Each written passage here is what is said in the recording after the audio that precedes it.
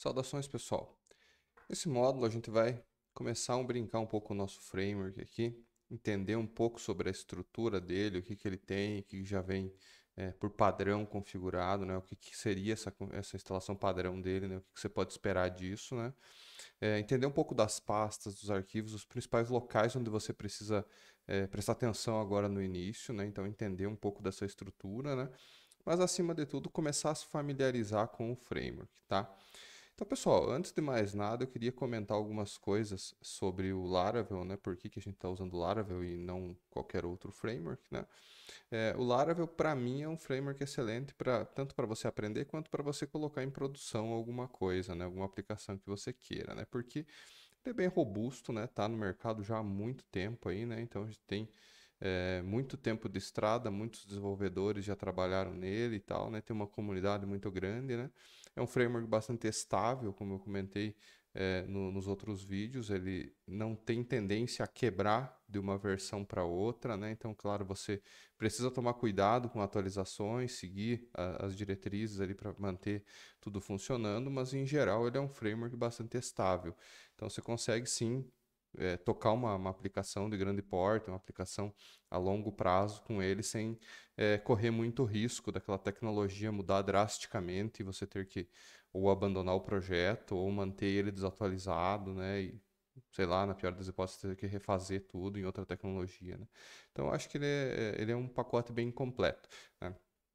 Falando um pouco sobre o que ele tem de disponível, vocês vão ver um pouco hoje já, mas ao longo da disciplina acredito que vai dar para ter uma visão bem mais detalhada. O Laravel, eu gosto dele porque ele é um pacote completo, né? Se você precisar trabalhar com diferentes tipos de banco de dados, ele tem suporte. Se você precisar trabalhar com servidores de e-mail, ele tem suporte. Se você precisar trabalhar com diferentes tipos de front-end, ele tem suporte, né? Eu gosto de React, quero usar React no Laravel, dá. Quero usar Vue.js, dá. Né? Então ele tem suporte a bastante coisa, tudo nativo, tá?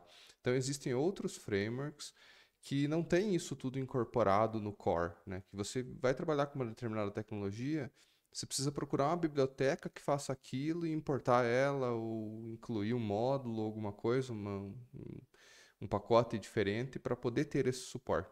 Aqui no Laravel, a gente tem muita coisa pronta, né? Então, muita coisa já vem nativa dele mesmo, ou de pacotes que são construídos pela própria comunidade do Laravel ali, que não tem chances de quebrar de uma versão para outra, nem nada disso, porque eles estão todos incorporados ali, tudo certinho, sem você precisar estar agregando muita tecnologia de terceiros, né? Então, assim, ecossistemas que tem pouca coisa nativa, mas você precisa importar muita coisa, uma biblioteca da empresa X, um pacote da empresa Y, ou sei lá, eles têm chance maior de quebrar, né? Porque você atualiza o teu framework sem se preocupar com o resto, né? Então o framework ele é muito minimalista, dependendo da situação, e não se preocupa com o ecossistema que o pessoal usa, que precisa tudo estar alinhado, né? Aqui no Laravel não. Vocês vão ver que quando um recurso sobe de versão e tal, todos os outros sobem junto, né? Então ele é um pacote bastante fechado e completo, né? Só que ao mesmo tempo ele é flexível, você consegue instalar sim coisas de fora, de terceiros ali, assumindo o risco de manter atualizações, né? Você vai atualizar o framework, tem que lembrar de atualizar as bibliotecas que você importou de fora, né? Mas ele permite isso também, né? Só que assim, de modo geral, vocês vão ver ao longo da disciplina que ele tem quase tudo que você precisa para construir uma aplicação. Dependendo do tipo de aplicação que você for fazer, ele tem tudo, tá? Então ele tem um suporte bastante vasto. Hoje a gente vai ver um pouco sobre como que vem essa estrutura, né? Eu comentei que ele é enorme, que ele tem muita coisa e tal, né? Só que não se assustem porque ele é bem organizado. Então, ele vem com uma certa quantidade de arquivos e pastas ali para você poder começar teu projeto, mas não é nada que você se perca e tal, que precise de anotar muita coisa, tá? Então a gente vai dar uma olhadinha nessa estrutura hoje. Para a gente dar o pontapé inicial aqui, pessoal, eu estou com a página da documentação do Laravel aberta aqui desde o início do vídeo, e é por um motivo, tá? Eu quero ensinar vocês a estudarem o framework. Então vocês vão ver que muito das aulas e tudo que eu for fazendo aqui, a gente frequentemente vai estar vindo aqui na página da documentação, procurando exemplos e tal, e revisando alguma coisa ou outra, né? Por quê? A documentação do Laravel, na minha opinião, é excelente. É uma das melhores documentações de framework que eu já vi, porque ela traz de forma bem clara tudo que você precisa, né? E ao mesmo tempo, quando você precisa se aprofundar em algum recurso e tal, ela tem exemplos o suficiente, né? Então, é uma documentação muito bem feita, sempre bastante atualizada aqui, desde todas as versões anteriores ali, que eu venho acompanhando. Funciona muito bem, eu consigo encontrar muita coisa aqui dentro, né? Os próprios exemplos deles são bem claros, eles têm uma descrição muito boa para tudo que tem no framework, né? Então, assim, eu gosto bastante da documentação do Laravel. A busca aqui funciona muito bem, né? Você pesquisa as coisas aqui, ele vai localizar, né? E o que que eu quero que vocês comecem a cultivar também ao longo dessa disciplina, né? Salvem aí nos favoritos de vocês já esse link da documentação aqui, né? E com o tempo vocês vão dando uma lida nos recursos que vocês estão vendo em aula ou algum outro que você tenha curiosidade, né? Então, conforme a gente for avançando, nesse início aqui a gente está só na parte do Getting Started aqui só para inicializar mesmo, né?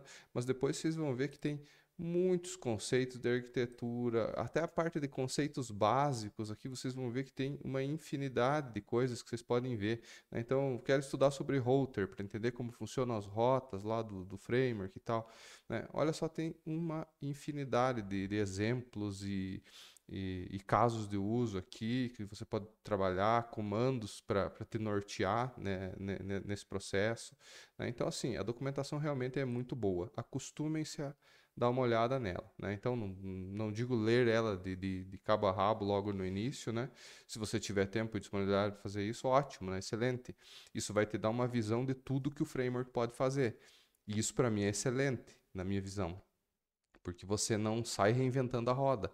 Às vezes você quer trabalhar com datas, com alguma coisa muito específica, e você já começa a pesquisar como criar aquilo, vai lá, começa a criar classes, PHP e tudo, e às vezes o framework tem isso pronto, né? Então é bom você passar o olho, pelo menos, dar uma olhada, entender tudo que ele tem de recursos aqui. Sei lá, quero estudar sobre e-mails, sobre notificações, armazenamento de arquivos, enfim, dá uma passada de olho em tudo aqui para você entender o que que o framework te oferece, né? Então é bastante interessante você saber em que mundo você está vivendo e o que que tem em volta, né? Então eu acho bem interessante isso daí. Aos poucos aqui na disciplina a gente vai abordando alguns desses tópicos, mas eu reforço que é importante você passar o olho para ter uma noção do que a ferramenta é capaz de fazer. Isso não só do Laravel, qualquer tecnologia, né? Ah, vai aprender uma linguagem de programação nova que você nunca viu. Sei lá, vai estudar Golang, né? Vai lá na documentação e pelo menos dá uma passada no sumário, dá uma aprofundada em algumas coisas que você acha mais curioso, pra você ter uma noção do que aquela tecnologia é capaz de fazer, né? Então, assim, você já tem um panorama geral para depois começar a estudar as partes mais específicas. Beleza, pessoal? Dito isso, então, pessoal, eu vou começar um projeto aqui que eu vou utilizar em alguns dos nossos módulos aqui da disciplina. É um projeto exemplo, tá? Sem muitos recursos, sem muitas features a serem implementadas, mas mais para a gente poder estudar o framework tendo algo mais palpável, né? E não ficar só no Hello World ali da vida, né? Então, e nem to-do list, né? Que todo mundo faz. Então, deixa eu só criar um projeto aqui, ó. Eu vou chamar ele de Open Social Care, tá? Vocês talvez já tenham visto esse nome. Esse é um projeto meu, tem no meu GitHub lá. É um projeto que ele é voltado a assistentes sociais, né? Então ele é um software para registro de atendimentos de assistentes sociais. Então esse sistema ele já é bem maior do que a gente vai construir aqui, mas eu vou pegar a mesma ideia. Eu vou chamar ele com o mesmo nome até, porque eu quero pegar e construir uma versão mini dele durante esses módulos aqui, só para a gente ter algo mais real para poder trabalhar. Eu não vou escolher nenhum tipo de front-end diferente, né? Como eu falei para vocês, ele é bem flexível, mas eu não quero nada muito avançado. Então, vamos escolher o básico ali mesmo. Eu vou começar ele com SQLite também, né? A outra versão lá do software já usa um banco de dados mais elaborado, mas aqui eu vou usar o SQLite mesmo. Pode ser a versão do Node vai rodar agora. Então, só para a gente ter um objeto de estudos um pouco mais realista aí. Deixa eu abrir a pasta dele aqui. né? E vou abrir com o meu VS Code Portable lá que eu fiz igual no módulo anterior, tá? Eu vou executar ele aqui pelo terminal do VS Code mesmo.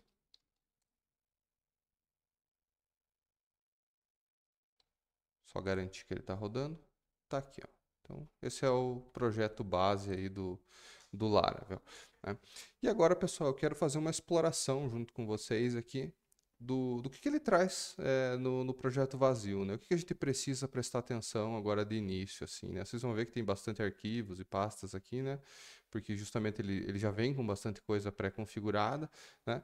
Mas eu vou abordar algumas das coisas que eu considero mais relevantes aqui. O restante vocês podem dar uma olhada aqui nessa parte da documentação que se chama Directory Structure, tá? Aqui ele tem um detalhamento de absolutamente tudo o que vem no framework, tá?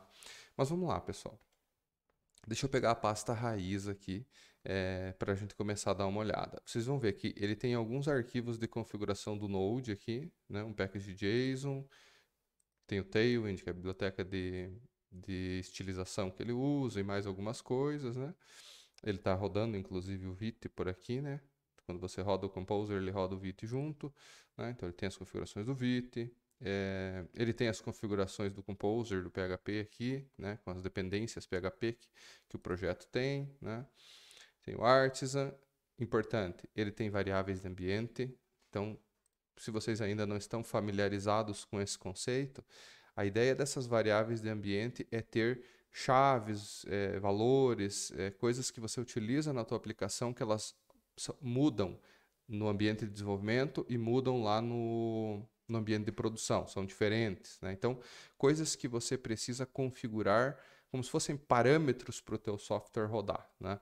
Então, para você não deixar tudo isso engessado no código, a gente cria variáveis de ambiente. E essas variáveis de ambiente, se a gente observar, elas estão até no gitignore aqui, ó, para elas não serem enviadas para o teu repositório quando você hospedar isso lá no GitHub ou qualquer outro serviço, tá? Por quê?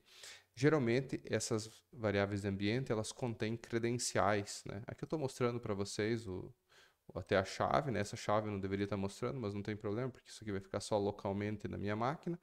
E quando eu subo isso para o Git, ele vai somente o exemplo aqui, ó, né? Que nada mais é do que um arquivo de variáveis de ambiente pré-configurado também, mas sem aquelas credenciais sensíveis, né? Então, chaves de criptografia, conexões com o teu banco de dados, se fosse um banco de dados real, né? Então, não teriam as credenciais do banco verdadeiro, nem nada disso, né? Então, assim, ele traz uma série de variáveis de ambiente. Aqui a gente não usa tudo, né?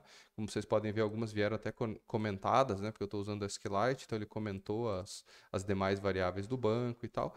Vocês não precisam se preocupar muito com isso, tá? Se vocês só forem baixar um projeto da internet, aí, do GitHub ou da própria disciplina aqui, só tomem cuidado que ele vai vir sem o .env, porque ele não vai para o Git, né?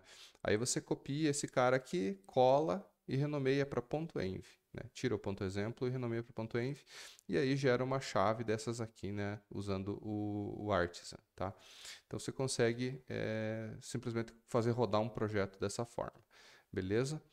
Então, assim, variáveis de ambiente é um conceito bem legal. Se vocês não se aprofundaram, não tem muitas ideias ainda, não ficou claro sobre o que faz isso, chama lá no Discord ou dá uma pesquisada também sobre isso. Vocês vão ver que é um recurso bastante interessante para proteger um pouco o ambiente de produção da tua aplicação, tá? Se a gente for observar agora a estrutura de pastas, aqui nós temos bastante coisa para discutir, né? Eu vou passar sobre as mais importantes. Começando lá de cima, a pasta app, onde fica a tua aplicação. Aqui ficam praticamente todas as tuas classes e arquivos PHP, tá? O que você for programar em PHP vai ficar aqui dentro. A maioria delas, pelo menos, né? As coisas referentes à tua aplicação. Claro, existem configurações PHP e tudo mais em outras pastas, mas aqui é referente à tua aplicação. Então, se a gente olhar, tem algumas coisas bem importantes. E um detalhe bastante legal ele não tem muitas pastas aqui, logo no início, tá? Isso aqui cresce. Conforme você vai criando novos recursos no teu projeto, o próprio Laravel vai gerando pastas novas, né? Então, quando você precisar criar requisições personalizadas, ele vai criar uma pasta para as requests ali. Quando você precisar trabalhar com outras coisas mais específicas, ele vai criando. Isso começou no Laravel 11, tá? Do Laravel 10 para trás, ele já vinha com muito mais pastas aqui, mesmo essas pastas estando vazias, tá? Então ele trazia uma estrutura já bem mais elaborada logo no início. E eles simplesmente limparam isso no Laravel 11. Então, se essas pastas não foram modificadas pelo usuário, pelo programador, elas simplesmente não existem aqui. Elas estão, o Laravel funciona da mesma forma, só que elas não aparecem aqui logo no início. Então, um detalhezinho, se vocês olharem projetos mais antigos aí do Laravel 10 para trás, vocês vão ver que tem mais coisa. Então, só para vocês ficarem cientes, tá? Dando uma olhadinha aqui na parte de HTTP, aqui nós temos a classe base para controllers, tá? E os nossos controllers, quando a gente começar a criar, eles vão aparecer aqui, tá? Da mesma forma, nós temos os nossos models, tá? Aqui ele já traz um por padrão, que é o nosso user, né? Não se preocupe muito em entender o que ele tem aqui dentro, porque a gente vai ter uma aula para falar só sobre models e como que a gente gerencia coisas com o banco de dados. Mas reparem que o Laravel é um framework MVC, né? Então, Model View Controller, ele já traz uma parte das coisas aqui pré-configuradas. Então, eu tenho certinho o lugar onde vão estar meus models. Eu posso organizá-los ali dentro, criar subpastas, enfim, mas os models da minha aplicação ficam no lugar certo. Os controllers ficam no lugar certo. Então, ele é um framework que ele tem uma opinião bastante forte sobre como a tua aplicação deve ser organizada. Então, eles chamam em inglês isso de opinionated, algo nesse sentido, que é um framework que tem uma opinião sobre como estruturar a aplicação, né? Alguns frameworks não têm, tá? Então, por exemplo, você vai trabalhar lá com Express no Node, não tem essa estrutura de pastas. Você cria ela como você quiser. Se você quiser fazer exatamente igual ao Laravel, show, pode fazer. Se você quiser usar um modelo diferente lá, com use cases, ou sei lá, DDD, alguma coisa nesse sentido, você pode, né? Ele é totalmente flexível, né? Aqui a gente já tem uma estrutura mais pré-definida. Nada impede de você mudar, tá? Eu não recomendo agora no início, enquanto vocês estão aprendendo a usar o framework, a começar a colocar as coisas em qualquer lugar, né? Então sigam as convenções, pelo menos até vocês entenderem e terem um bom motivo para colocar em outro lugar, tá? De modo geral, tudo que a gente vai fazer na disciplina, a estrutura básica vai atender, tá? Falei do MVC, né? Model View Controller, aquele padrão de aplicações web, né? Só que nós só temos os controllers e os models aqui. Nós não temos as views, né? Isso tem um motivo bem particular, porque elas não são feitas em PHP, né? Então, elas não fazem parte dessa pasta app onde estão todas as minhas classes PHP. Elas ficam aqui na parte de resources. Vocês vão ver que tem a pasta de views aqui, e ao lado deles eles têm algumas coisas em JavaScript e CSS, né, que são alguns CSS padrão ali que ele importa quando você cria o projeto, né? Então ele tem algumas coisas aqui já pré-definidas. Mas notem que eu tenho um modelo completo, né? Eu tenho Model, View, Controller. Então eu tenho o MVC aqui já estruturado dentro do Laravel. Conforme a gente for criando coisas novas, então, por exemplo, no próximo módulo a gente vai trabalhar com as requisições e entender todo o fluxo que elas fazem, vai dar para entender bem o por que isso fica separado e como trabalhar com isso, tá? Então, só lembrar, pessoal, que models e controllers ficam aqui na app e as nossas views vão ficar lá nos resources, tá? Temos algumas pastas aqui de inicialização do framework, que é o que ele carrega no início, pastas de configuração, aqui a gente tem configuração de um monte de coisas, de e-mail, de logs, de file system, do próprio banco, enfim, uma série de coisas aqui. Só que normalmente você não vai precisar mexer direto aqui, né? A não ser que seja alguma propriedade bem específica, né? Mas reparem que vamos pegar aqui na app, olha só, o nome da aplicação, né? Que é aquilo que ele vai mostrar aqui, ó, aqui em cima e tal, ele vai usar em outros cenários também.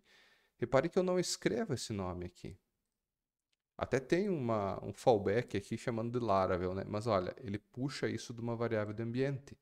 Tá tudo aqui no env, né? Então, se a gente alterasse aqui, ele deveria alterar lá. Deixa eu trocar aqui. Show. Precisa ser entre aspas, né? Que ele não detecta os espaços aqui. Então coloquei entre aspas, mesmo assim não apareceu aqui porque o nosso template lá não está imprimindo. Então o title estava hard-coded aqui, né? Deixa eu só fazer aqui certinho, só para vocês poderem ver aqui. Funciona, ó, tá lá. Então eu consigo atribuir algumas configurações da minha aplicação direto lá no Env, né? Então, muitas dessas coisas aqui vocês vão ver que estão vindo lá do Env mesmo, né? Vou pegar aqui, ó, a configuração do e-mail, ó, o SMTP, ou seja lá o que for. Ó, tá tudo vindo do Env, né? Então, essas configurações, existem os arquivos de configurações aqui dentro, mas saibam que, por prática, a maioria das variáveis de ambiente mesmo vai resolver isso para você, tá? Então, só comentando rapidamente sobre essa pasta de configurações e o objetivo dela é realizar a configuração em cima daquilo que você já tem definido no Env, tá? Então, só deixando bem claro ali dessa questão do título ali, tá? Dando sequência, pessoal, nós podemos ver uma pasta do banco, né, um database aqui. A gente vai ter aulas específicas para falar sobre isso, mas reparem que a gente tem o nosso banco da SQLite. Se você estivesse usando MySQL, Postgres, isso aqui não existiria, mas o arquivo da SQLite fica aqui dentro, né? E nós temos alguns outros detalhes aqui dentro, que também a gente vai ver na aula específica sobre o banco. O que vocês precisam saber é que essa pasta aqui, ela armazena toda a configuração para se criar e atualizar o banco, bem como factories para você gerar dados fake, para usar em testes, por exemplo, e seeders para você inicializar os dados da tua aplicação quando ela é instalada em um servidor novo, por exemplo, né? Então, quando você tem uma instalação nova, o teu banco de dados vem limpo, né? Então, alguns dados você pode pré-popular automaticamente. Então, sei lá, aqueles estado, cidade, país lá, né, que tem aqueles dados gigantescos lá, aqueles arrays enormes de cidades, você pode pré-popular aqui, né? Nesse caso aqui, ele só está criando um usuário padrão chamado test user, tá? Isso vem por padrão no projeto, né? Tranquilo, pessoal? Temos uma pasta Node Modules, que é referente ao Vite aqui, que ele utiliza, né? A parte JSON, a parte Node.js do nosso projeto. Temos uma pasta pública que guarda informações e assets públicos, por exemplo, um favicon, se você fosse utilizar, ele ficaria aqui, né? Tá aqui, né? Tem um exemplo. Algumas outras configurações aqui para metadados para os buscadores, né? Como o Google vai indexar a tua página, por exemplo, coisas nesse sentido, né? Que mais? Parte de resources nós já vimos, né? Nós temos uma pasta exclusiva para o router. Isso a gente vai ver também logo na sequência, nos próximos módulos. A gente vai entender como trabalhar com ele. O router é o cara que define as rotas da tua aplicação. Então, você define quais são os pontos de entrada, ou seja, quando o usuário entrar em uma URL. Deixa eu só testar uma aqui, será landing. Se fosse uma landing page aqui, ó. Então, já deu 404 aqui, porque não existe mais a página raiz, né? Porque eu mudei para landing, né? Então, aqui que você define as rotas da tua aplicação, né? Então, o nosso router ele pode ser configurado de várias formas. A gente vai ver que tem tanto rotas web, que são essas para páginas web, mas você poderia ter rotas de API aqui também, se estivesse trabalhando com uma aplicação, por exemplo, que serve JSON para algum outro serviço ou para uma aplicação mobile, por exemplo, né? Então, a gente pode ter vários tipos de router aqui dentro, né? Inclusive rotas de console, né? Essas aqui são consoles, rotas do Artisan, que são aqueles comandos que a gente roda assim, ó, PHP, Artisan, alguma coisa, tá? Então isso também a gente vai ver ao longo da disciplina. Se vocês quiserem pesquisar um pouco sobre o Artisan, deem uma olhada sobre o Artisan, beleza? Que mais, pessoal? Nós temos uma pasta de storage aqui, que ele vai servir localmente aqui para armazenar logs da tua aplicação, né? Então, sempre que você quiser inspecionar logs do Laravel, entender por que aconteceu algum erro, alguma coisa, ele vai estar aqui dentro, né?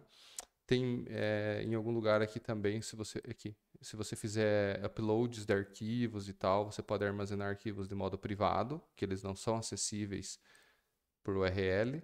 E você pode também armazenar arquivos públicos, sei lá, um avatar de usuário, por exemplo, que ele faz upload lá na profile dele, só que ele é uma imagem pública, né? Que se outros usuários acessarem o perfil dele, pelo menos o avatar vai ter.